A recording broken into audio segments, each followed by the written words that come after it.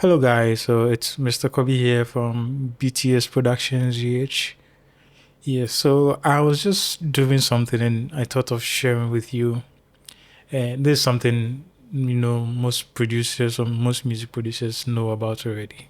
But just for those who are upcoming, those of us who are upcoming and are still learning, yeah, maybe you may find it helpful. So I've been working on different projects over here. I'm using Studio One, just so you know, Studio One 7. Okay. I've been working on different projects. And sometimes when I open projects, I don't save presets. Okay, so I had to maybe my FX chain. I have to work through the entire thing again.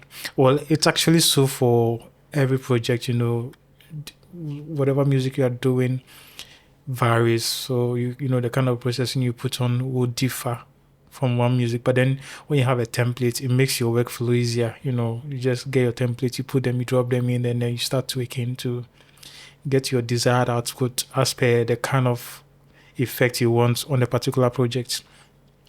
Yeah, so saving your preset. So I was we're just doing a random recording. It was a warm up exercise with a friend, a brother of mine. We recorded at church actually. So it was a rehearsal. This how it sounds. Yeah, I was just trying to put stuff on the drums, and the final result, I loved it. So I wanted to save this preset. Okay. Yeah, I wanted to save this preset so I can use it any other time when I want. Yeah, so that I don't have to go through. Sometimes you may forget. So that's what I'm going to walk you through.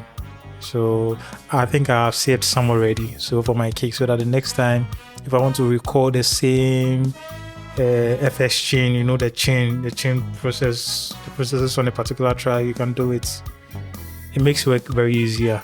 Sometimes when you know some of these things, it make it easier. But I've been doing it the hard way. Yeah, I knew this was there, but then they start coming in once a while as you develop and build. And I want to share with you. So I think I've saved this 3. So when you go here, when you go to on the effects, when I go to my drums, you see Joe's HH. These are my presets for record this. So let me try with the Tom 1. Okay. So Tom 1, I go to, when I click, I'm using the Prisoner Studio 1.7, but I'm sure for other doors it will be different. So I'll still do Joe's Tom 1. It was a 5-piece drum. So Joe's Tom 1. The project was Binky. Here's a description, and then I put it under the drums folder. Okay, then I save it. So when I save it, it will be saved. The next time I go into my FX chain, I'll see Joe's Tom 1 is here. We don't have Joe's Tom 2. I'll do same for Joe's Tom 2. So I'll come here, click here, store FX chain, Joe's Tom 2.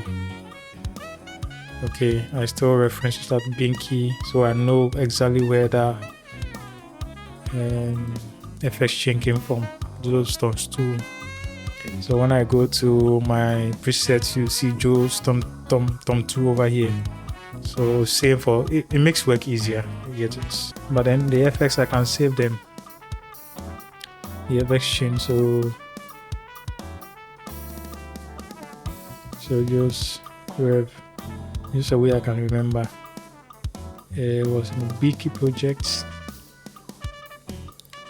That's a send. Okay, rev. But it was a H rev. H rev. And then another one, true verb. I use true verb. So I'll save it.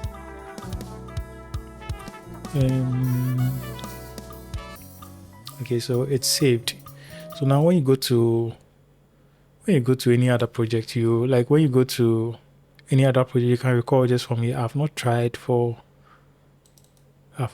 I tried. There was another thing I did. So this is just easier. So when you go here, if you're using Studio One, when you go here, whatever subfolder you saved it into, you should find it over there. Everything I saved is here.